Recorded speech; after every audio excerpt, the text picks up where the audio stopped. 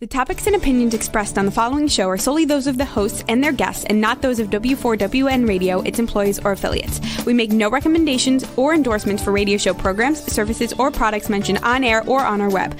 No liability, explicit or implied, shall be extended to W4WN Radio, its employees, or affiliates.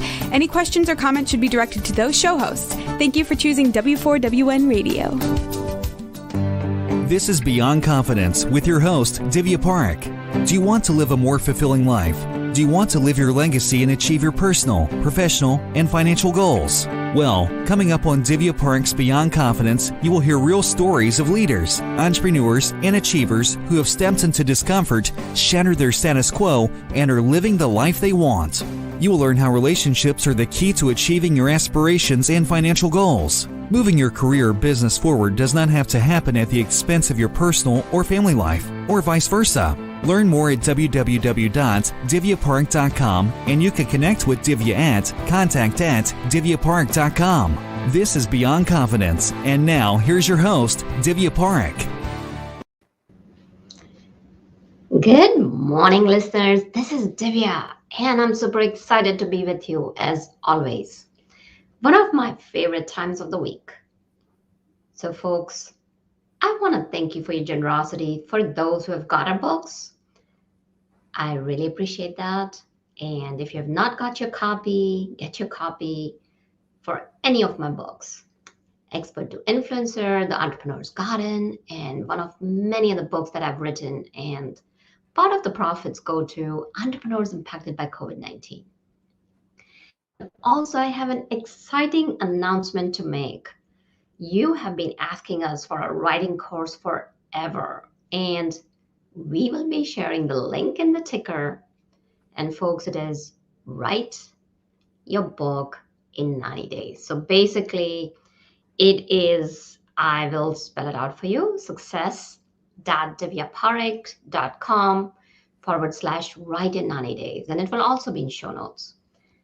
Also, folks, as I always encourage you and invite you to spend 1 hour every month, just 1 hour, folks, where you can be just a giver. Just share it with people, whomever you want to share it with, no strings attached, help out. And think about it, even if you were to start with 50 million people, 50 million hours every month, how powerful that be. And now, without further ado, let's invite our guest in. Welcome, Rob. Yeah. Hi, Divya. Good morning. Good morning. How are you doing? I'm doing really well. It's where I can't believe we're approaching the last couple of months of the year. It's been a crazy, busy year, but very excited for what's coming ahead. Well, that's fantastic. And I know, Rob, you are the sales game changer. So, folks, Rob is going to be sharing with us a lot of details about sales and how to get into sales without being cheesy and how you can be genuine. So, Rob, let's begin at the beginning. So, let's go back to your childhood. And do you recall any person leaving an imprint on you? Well, yes, two really come to mind. I mean, several actually come to mind, but two that I'll mention. One was my grandfather. My grandfather passed away about 7 or 8 years ago now. He lived to almost be 102, but he was an entrepreneur, and he was an entrepreneur who had a father that was not able to sustain his family. Always had a difficult time making a living. And so my grandfather was the only son of 3 children, and he had 2 older sisters, and they struggled, as I suggested, financially for some time. And because of the need for him to help support the family, he was not able to attend university.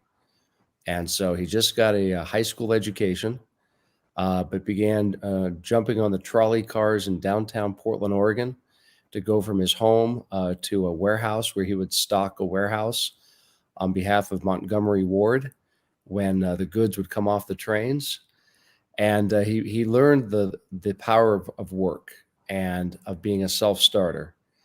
And eventually, over the years, he was able to start his own business and became very successful, and always taught me the importance and the necessity of working hard and always being the person that people want to do business with.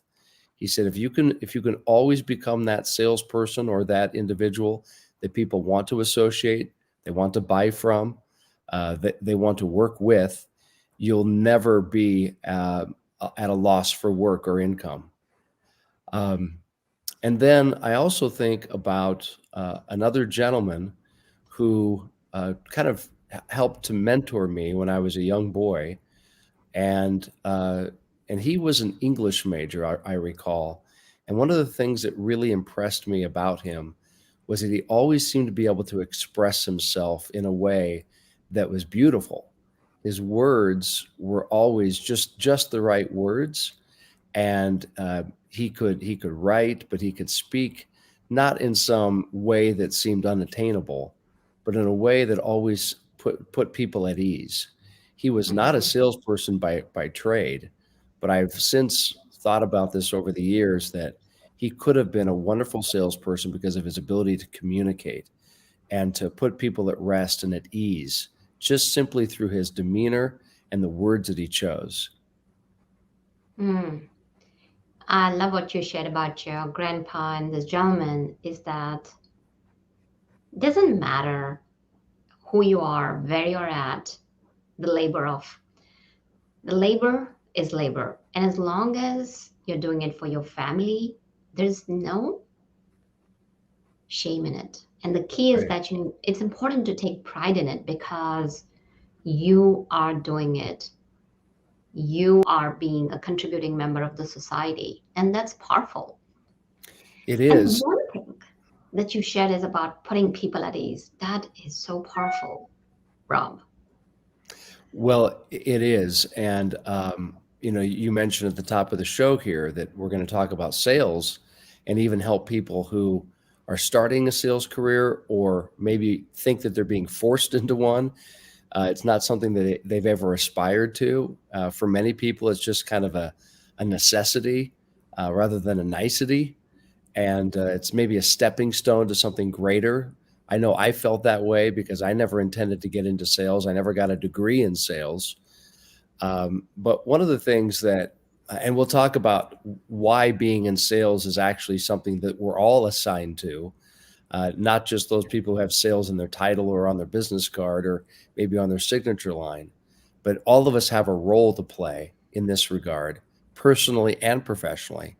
But my Hmm. grandfather taught me something else, Divya, that I think is important for this discussion.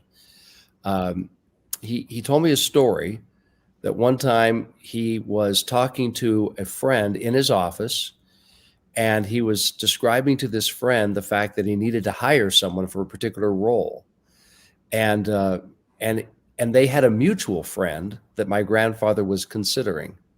My grandfather's name was Tom, and the friend that he was talking to in his office, his name was Charlie. And he said, Charlie, I'm thinking about hiring Bill to work for my company. You know Bill pretty well. Can you tell me some things about him? First of all, is he pretty honest? And then Charlie looked at Tom kind of quizzically and leaned across Tom's desk and said, Tom, what do you mean pretty honest? You either are or you aren't. And that was a great lesson that my grandfather learned from his friend. You can't be kind of honest. And so my grandfather tried to impress that upon me growing up. And then when I eventually started my own business over 25 years ago, and now when I work with my clients, when I work with my employees, and that is that you can't be kind of honest. You have to have full integrity. And what a great lesson if anyone is starting a sales career or anyone's trying to further their sales career and get above where they're at today. One of the first things we have to embrace is the idea of integrity, being that person people want to do business with. Absolutely. And Rob, this can be applicable to any profession. in any relationship in the world because integrity is what makes people trust you. Hmm. And to me, integrity is coming through. And, there used to be a saying that your word is your bond. And of course, now it seems like people have lost a lot on that. Well, that said, let's kind of move up.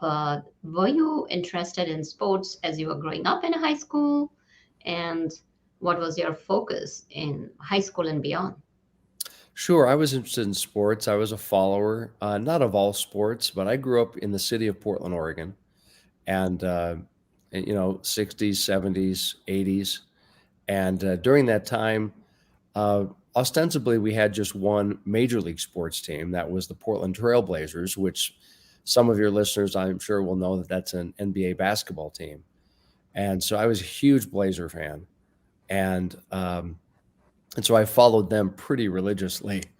I also enjoyed watching soccer because we had a soccer team, the Portland Timbers, which were going in and out of town when I was growing up. And I played sports. I played basketball and soccer and baseball. But I never imagined that I could actually have a career that would involve sports. And your viewers, your listeners may wonder what sports has to do with sales, but maybe we'll talk a little bit about this later. But my first sales job was in the sports industry, and so to be able to put sports into my career, even though I knew I'd never play sports professionally, because I know your viewers can't see this, but I'm not 6'5" and 240, so I don't think I ever will be. So I never imagined that you could actually turn a love of sports into a career, but fortunately, that was a path that I was presented, and I was able to take advantage of it. So, Rob, did you further your education? And then what was the focus in your education? I did. I went to university. I received assistance or aid through a scholarship, um, and I went into the media arts program of my university, Brigham Young University to be specific. And I was interested in that area. I don't recall ever applying for a scholarship. It just arrived one day in the mail, a letter that I was going to be receiving some financial assistance in that department. So I figured, okay, I guess that's what I'm studying. And and I obviously had some interests, and I had done some things in high school that I guess suggested there may be some smidgen of talent in that area. So I learned about film, I learned about theater, and all aspects of it, and then that's what I decided to pursue, which took me to Los Angeles after my degree. Hmm. And while working in Los Angeles, I was doing a lot of odd and end jobs within the entertainment industry, um, and I had a great time doing that. And working at Universal Studios was my last job in that business. And while there, the opportunity to work in sports was presented to me. So, share with us, how did that transition happen? Well, like most careers, you don't expect the turn when it comes. And in fact, I have three sons. Just to jump ahead a little bit, I have three sons, and one of them just started a pretty big job just yesterday. And we both agree this is not the career path he was planning on. But I've suggested to him, and he's in his late 20s. I suggested to him that that's not uncommon. So I was kind of minding my own business at Universal Studios, and making a living, not a great living, but making a living. And someone that I had met previously reached out to me. Back in those days, Divya, they paged me. Um, so we don't use those so much anymore. But I got this page on my belt, and so I returned the phone call, and this gentleman reintroduced himself and reminded me of how we had once met. And he said, I've thought a lot about you, and I'm starting a new sales department where I'm going to be the manager for a particular professional sports franchise. And he said, I think you'd be really good in this position, being one of our salespeople. And so, long story short, at first I was not that interested because that was, again, a career change that I was not anticipating nor planning on. And but he was persuasive, like good salespeople learn to be. And I'm not saying that he misled me in any way, but he helped me understand the merits of what he was presenting, and kind of open up my vision or my vista a little bit, so I could start to see some benefits of maybe pursuing this opportunity. So I did, and at first, the first interview, I would admit I was intrigued, and after the second interview, I was really interested, and after the third interview, I really wanted this job, which surprised me. And so I took a job selling corporate season tickets and group tickets to the Los Angeles Clippers basketball team. And the Los Angeles Clippers basketball team, for any of your listeners who follow, or maybe they don't follow, the Clippers basketball team then were a very bad team. And so, I thought this would be fun, and I experienced something completely different. I'm assuming you're saying that because they were a bad basketball team, or they were not playing up to the par, that people were not interested in getting the tickets, I guess. That's exactly right. It was, Sports Illustrated, which at the time was the predominant publication in the sports industry. They put out a cover story about the team that I had just joined, and they called us the worst franchise in the history of sports. Ouch. Yeah, it was not, the worst franchise of the year or even of the decade, Divya, but they were saying of all of sports history. So that goes back through the Olympics, right? And so I had to sell through that. And meanwhile, in the city of Los Angeles, there were 7 other professional sports teams, major league sports teams, not even counting minor leagues and intercollegiate athletic programs, which are prevalent in Southern California. So I had to work through that clutter in the market. And when people would sift through the clutter, they'd finally get to the Clippers and discover we're a lousy team. We play in a really bad arena. Back then it was the LA Sports Arena, which doesn't exist anymore. And in the 16 years they had been in the market, they had never won more games than they had lost in a season. And yet I'm supposed to try to convince people that this would be a good investment and a good way to spend their time with family and friends. So I thought, I'll have to lie to people. I'll have to tell them this is the year. And everyone knows this is not the year. It's never been the year. Right. And so I had to really regroup and figure out how could I be successful at this unless I just want to quit and find another job. And I decided, no, I got to figure out a way to make this happen. All right, so let's explore. Here you are sitting with a powerful lesson from your grandfather, that integrity is one of the key critical ingredients of life, that you gotta be completely honest. And now you're here selling tickets to franchise. That's been labeled by Sports Illustrated. So tell us, what did you do? It was, first of all, I had no training. And even though I'm forever grateful to that gentleman who hired me, training was it wasn't part of the system back then. It was basically, you should appreciate the fact that you have this job. If we offered it to many, many others, they would snatch it right up. So in other words, sink or swim. And you don't have much time to prove yourself because we have 100 people standing outside the door who'd love to take your chair. So, I thought, because I had heard, again, without any formal sales training, I had just heard over the years that, something like 90% of selling is enthusiasm, right? And so I thought, well, if I could just be more enthusiastic over the phone, which was my primary form of selling back then, this is the early 1990s, if I could just be more enthusiastic, that'll just be contagious and people can't wait to buy from me. And I learned that the more enthusiastic I was about a bad product, the crazier people thought I was, so they wanted to talk to me less. So it was working against me. So I was really just beside myself and frustrated. And the team wasn't helping because they weren't winning any games.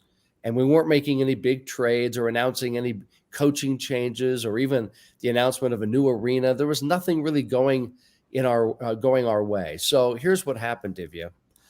I was about to quit, and I felt a sense of responsibility because by this time I'm married, and my wife is expecting our first child. And I figure I have to be responsible, right? I have to make a living so we can buy the diapers and pay the bills. And in fact, we were living in a 32-unit apartment building in North Hollywood that had been condemned by the city and was going to be torn down. But the landlord felt bad for me and Allison, my wife, because he knew that she was 8 months pregnant and I was a commission-only salesperson for the LA Clippers. So he decided to let us stay in the building, but he said, as soon as the wrecking ball arrives, you guys got to leave. And we agreed to that. So I knew that I had to go be a responsible provider. So I said to my wife, I'm gonna leave. I'm gonna resign, go find something else, which was a real setback. And she said words that really changed our lives. It's very simple. She says, work one more week at the Clippers. And I thought, well, why would I do that? Why would I, delay the pain, right? Let's just put us out of our pain and move on. And she said, Rob, I know you've worked hard, because I had been with the club for about 3 months by now. I know you've worked hard. You deserve to at least stay long enough to watch the first game of the new season. And she knew that would be kind of fun for me, a basketball fan, that I could walk around the court and go into the locker room and do those kinds of things that 20-something boys like to do when they're a big fan of the NBA. And so that's what I did. I worked one more week until the first game. Still didn't make a sale, Divya. But the first game arrived, and I had this notion that rather than watch the game, something drew me to the people in the stands. Now, there weren't very many of them, but I wanted to kind of see who's coming to a Clippers game. And because I couldn't find these people on the phones for the last 3 months. Nobody was interested that I was talking to. And so I looked up in the stands throughout the game. In fact, I walked around the stands and just kind of observed. And I realized that the people there that night were coming for a different reason than I thought they were. I thought people were coming to watch the Clippers win. And I learned that that's crazy. Nobody does that, at least not in those days. They were coming instead because they were trying to enjoy quality time with their family, with their significant other, with their children, with their grandchildren. They were trying to build memories with them. They were trying to strengthen those relationships, or trying to perhaps build a relationship or repair one, perhaps. I also noticed that business people were there enjoying camaraderie and building better communication among colleagues. They were unifying. It was a team building event for them. Or they were being rewarded for performance at work, or they were being motivated because their performance isn't doing so well at work. And the boss was saying, let's go and let's enjoy ourselves, and maybe we can find ways to get to know each other better so that we'll be better teammates in the morning. Or they were going because they were trying to win a new client, or keep an existing client, or stand out from their competition, maybe take a competitor's client. Or maybe they were bringing someone to the game that they were trying to recruit to their office, to their enterprise. Or maybe they were there as a nonprofit organization to try to thank their volunteers, or win over new members, or to promote their cause or their purpose by putting their names up on the big screen. All of these kinds of different reasons why people use sporting events, I was totally oblivious to as a salesperson. It never occurred to me, because I thought people just go to sporting events to root for their team. And when I came to those multiple revelations, it occurred to me, I've been selling the wrong thing. I've been selling what we say in sports, X's and O's, W's and L's. And I realized I have to be selling results. The results that people can achieve by attending one of our games at our arena. Yes, even watching or participating in our bad product. And when I realized that, the light bulbs were going off all night. I could not wait to get home and tell Allison what I had discovered. We didn't have cell phones back then, Divya, so I couldn't call her. So I had to race home on the Santa Monica freeway to tell her what I just discovered. And when I did, I said, Allison, you got to let me try again. I think I can do this. So we had a long conversation that night, believe me. But eventually we agreed I'd go back to work the next day and try over. And that's what I did. And my conversations were completely different, which led to tremendous success. Mm-hmm. No, what a powerful discovery and that breakthrough moment, because I remember, like, initially when I had started out, one of my entrepreneurial ventures, and this is, of course, in the initial days when you are just in this throes that, build and they'll come.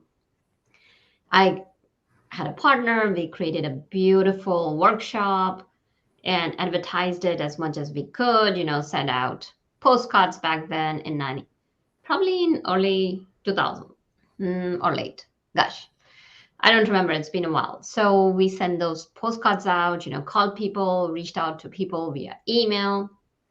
And we were thinking, gosh, this gotta be going to be houseful, and just super excited. And then, of course, as the time rolls in, and at the end of the day, even though it was a very low budget pricing and we had spent money on like really nice auditory systems and getting some really nice food for lunch in a really nice room in a hotel, of course, not only we went under for that venture, but also we only had 2 people. And one of the most valuable lessons that I learned was that connecting with people where they're at while showing them the results, because it's so important that if you may be talking results to people who are not looking for those results, then it doesn't still land with them. So share with us, like, you are known to be as the sales coach for sports. So some tricks and tips of the trade that people can learn from you. Well, I appreciate the way you pose that question. First of all, I know you'll appreciate this, Divya. While the name of my bestseller is The Sales Game Changer, I want to be clear to your audience that sales is not a game. It's a thoughtful exercise. It's a way in which we develop true relationships with people that will better their lives or their condition through our product or service. So the reason it's called the Game Changer is because my approach totally has revolutionized the way, according to my readers and my clients, the way that they go about interfacing with their clients or their customers or their patients if they're in the medical field. And the reason why it's a game changer is this. Most salespeople begin, and frankly, they're often taught this way, that you really need to become a great expert in your product. And then you need to be very enthusiastic about expressing why your product is the best on earth. It's the best mousetrap. The problem with selling your product, or in other words, the problem with talking about your product, is that I don't care what it is, your customer or your prospect will find something objectionable about it. Great example was my basketball team. I thought it was a great up-and-coming team. We had a lot of potential. We weren't as expensive as the other sports teams in town. I could get you closer seats than you could sit at other teams in town. Yet, to 99% of the people that I was able to get a hold of, they would find something objectionable about my product. They would say it's too expensive still. They'd say it's too far to drive. They would say that it's a bad team. I don't like the direction you're going. I don't like your colors. I don't like your logo. I don't like where you're located. I like something better in all of those aspects. So objection after objection after objection. And the more I talk about my product, the more I'd hear objections, which, by the way, would eventually lead to rejection that turned into my dejection. And I thought, enough of this. I'm going to get an ejection from this organization because I'm not successful. So what I discovered that night was, Rob, you have to stop talking about your product so much, because most people, in fact, almost everybody, they don't get up every morning and the first thought that comes to their mind is, boy, I hope a salesperson is going to call and talk to me about their product today. Instead, that person, whether it's a mom, a dad, a single person working through college or their first job, a grandfather, a grandmother, a retiree, a CEO, an HR director, an operations director, it doesn't matter who we're talking about. When people get up in the morning, when they prepare for the day, even subconsciously, they're asking themselves, is this the day I'm going to be able to achieve the results I'm looking for at work, at home, in my social relationships? And so if you can understand as a salesperson what those results are that your target audience is looking for, as you were suggesting in your early venture, if you can understand what those results are, either through intuition, observation, research, or just strict conversation with them, then you have to ask yourself, can my product or service be a tool or device or resource, not the only one, but can it be one that they could utilize to achieve that result or those results? If the answer is yes, then you're prepared to reach out and make a sales call. If the answer is no, I really love my product, I love all the bells and whistles, it's really a clever product, but I don't think it really helps people achieve the results they're looking for, then you have to go back to the drawing board. And so the first principle that I would suggest to your audience, Divya, is think about the results that your audience is looking for and ask yourself, can I provide in one degree or another, at one time or another, can I produce that result for them? Can I deliver it to them? If the answer is yes, reach out. Email, social media, phone call. If the answer is no, you're not prepared yet to reach out to them. So you can either talk results all day, and in their minds, you will sound like you're serving them, or you can talk about your product all day and sound like you're serving yourself. That's the difference between a game-changing salesperson and a stereotypical salesperson. Well, that's powerful. It's again, I had really liked what you had said initially, is putting people at ease. And what better way to put people at ease and build that bridge of trust by sharing that how you will be able to serve them, how you'll be able to make their lives better. And granted, sometimes you're going just on a hunch because you've never really had a substantive conversation with this person before, or maybe no conversation at all. But as even in your outreach, even in your desire to introduce yourself to them, you put aside the temptation to talk about your product. Because as soon as you mention your product, whatever it is, I don't care if it's Mercedes-Benz or an iPhone or a cruise, every product is objectionable in one way or another. So rather than talk about your product initially, talk about the results your product brings. And when that person sees, oh, wow, that's actually something that's appealing to me. That's something I desire. That's something that I'm striving for right now in my relationship with my children, or with the work I do with my colleagues, or how I lead my team at work. When they recognize we actually have something in common, you know what they'll say to you almost instantly as soon as you make that introduction and you reveal that result or those results that you provide? They'll almost immediately say, that's interesting. What are you talking about? What do you mean? I'm listening. Go on.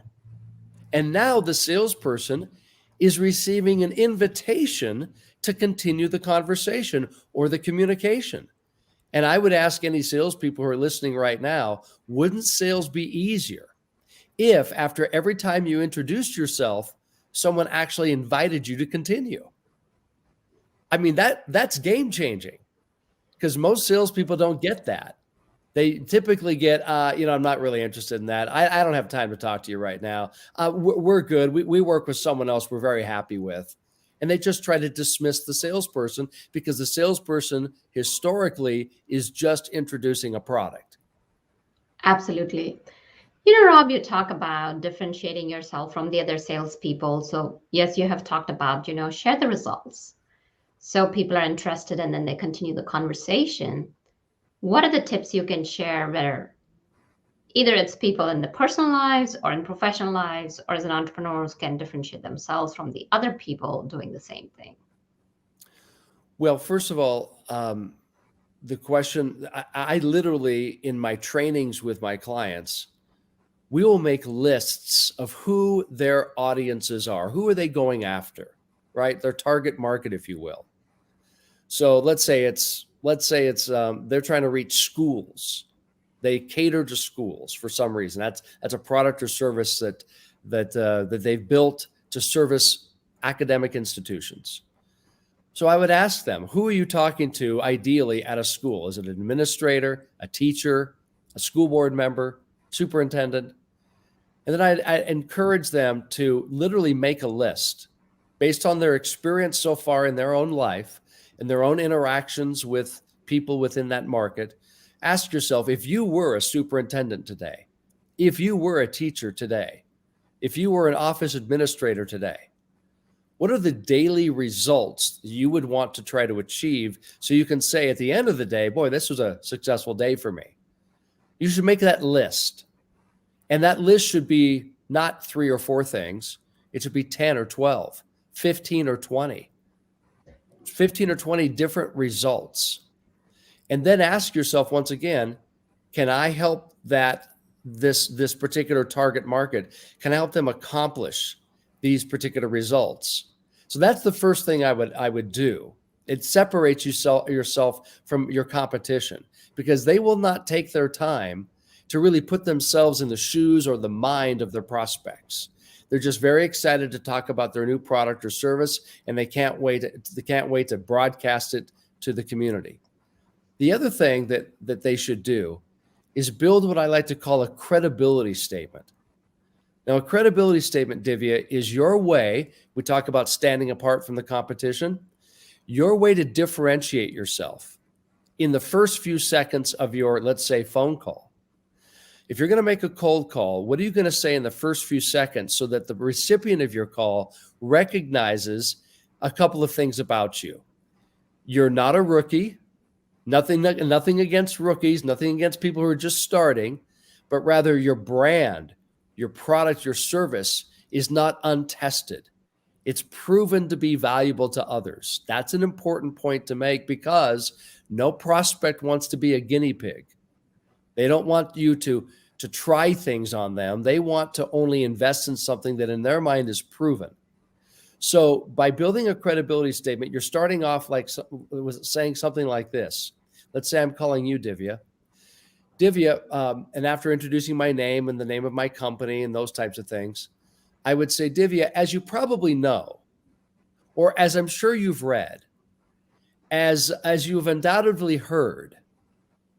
Now, before I even go further, Divya, those little minor statements suggest something very strongly in your mind. And I won't put you on the spot, but here's what's going on in your mind. You're thinking, well, actually, I haven't heard. Actually, I don't know. And when you think that to yourself, you're thinking, maybe I ought to listen further to what this gentleman's about to say, because he suggests that this is something I've already read or something I should have heard. So I'm going to listen to what he's saying. So I've kind of turned a switch in your brain, which says, pay attention to this guy, even for just the next few seconds. The second subliminal message I'm sending to you, and this is not manipulation. This is, I'm saying to you, Divya, you're well-informed. You're well-connected to the community. I'm not talking, when I call you Divya, I'm not talking to someone who is oblivious, who puts their head in the sand. So I'm sending you a message that, Divya, because of your standing in our community, because of your role or position at your company, you've probably already heard, you may already know And so I'm elevating you, which is another reason you're more inclined to have a conversation with me, because I'm not suggesting that, if you'll excuse the term, I'm not suggesting that you're dumb or ill-informed. So just starting off that makes a huge difference. Then I'll continue. So Divya, because of the role that you play in the podcast world, I'm sure you've heard that my company specializes in, and then I'll suggest a result. My company specializes in helping entrepreneurs begin their company at an accelerated pace so that they can achieve revenues faster, as opposed to making mistakes that would delay revenue growth. That's a credibility statement. I just made that up off the top of my head. And how did I do it? Because I know that Divya is in the podcast world. I know that you talk to and work with and serve entrepreneurs. And I just suggested a result that I produce or deliver to entrepreneurs that you know they're looking for, which is revenue growth. And because of that credibility statement, you immediately are thinking, even subconsciously, oh, this is someone I should probably listen to, or at least have a brief conversation with. So you've got to start every conversation with a credibility statement with those people who don't know you, to let them know this is going to be time well spent. Well, that's very powerful, because what it does is it sets the stage. And it also sets the stage sharing that I'm not here to think of you as somebody who's dumb, as you said, so, pardon my French, so to speak, or you're ill-informed, as you mentioned. But what I'm looking at you is that you have a standing, and I think that this product or service may benefit you. That's right. And I love how you just used the word may benefit you. That is such a key word. And one of the things, as I talked about, that early mentor I had when I was a young boy mentored me, even without saying it overtly. He mentored me on the importance of words. You just used a very important word when you said may. Now, what does that indicate? That indicates some people, some sales coaches, some authors, some sales managers that people are working with right now would suggest never use such soft language. You need to be more bold. You need to be more confident. You should say it will benefit you. And here's why I would push back on that. While I do believe that I could produce results for anybody and everyone using my product or service, they don't yet believe that. They don't have that confidence level yet because they barely know me. And so I don't want to kick in the door, so to speak. I don't want to tell them that regardless of who they are and what their company is about and who their customers are, this is going to be without any equivocation, this is going to be a game changer for them. Because when I come across that strongly, I'm effectively saying, Divya, I don't need to have a conversation with you. I'm already convinced you should buy my product. And when I make that kind of bold statement, I've essentially eliminated you from the conversation. Mm-hmm. And so now, you know what's going to happen instead? A pitch. I'm basically going to start pitching you because I don't need your input. I don't need your background. I don't need your point of view. It's irrelevant to me because my product is a ringer. My product is a dead on bullseye for your business. So shh, Divya, don't say anything. Just let me pitch to you. And that's the kind of salesperson people hate. By using the word you may, got it. Right. By using the word may, you've suggested to me we should have a conversation. We should see if my hunch is right. I should be open to any input or feedback or opinion that you may have, Divya. So in other words, may suggests we're going to have a conversation and a dialogue. And you're inviting the other person to be part of the solution, part of that conversation. So Rob, you have shared some great tips with us. Could you share with our listeners the, how they can contact you, or if you want to share any gifts with them? I do want to share some gifts with them. I've thought a lot about this, thinking about your audience, entrepreneurs, people in business, people who are just interested in the subject matter. I'd like to give them some free content from GameFace, the name of my business. And so if they would like to send me an email, I'm going to give out my personal email to your audience, Divya, because I so much appreciate being on your show. That personal email, is you can see there on the screen, for those of you seeing on screen, is RYC, those are my initials, RYC@gamefaceinc.com. If they'll simply send me an email with Divya's name in the subject line, DIVYA, that's all you need to put in the subject line. I'll know what that means.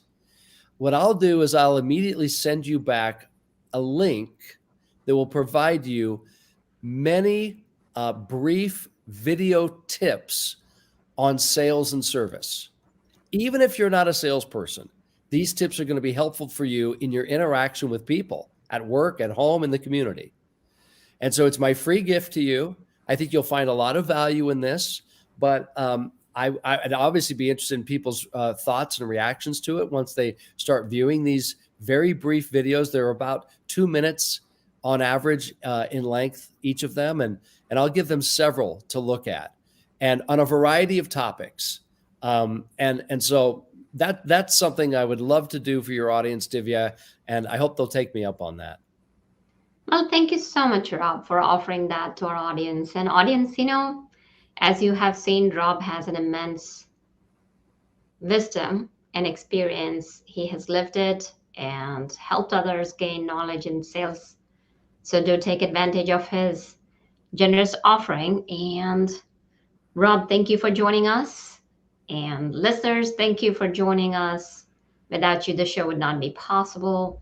And last but not the least, thank you, Jason, for all the sound and tech support you provide. And we'll see you next time. Until then, take care and be well. Thank you for being part of Beyond Confidence with your host, Divya Parekh. We hope you have learned more about how to start living the life you want.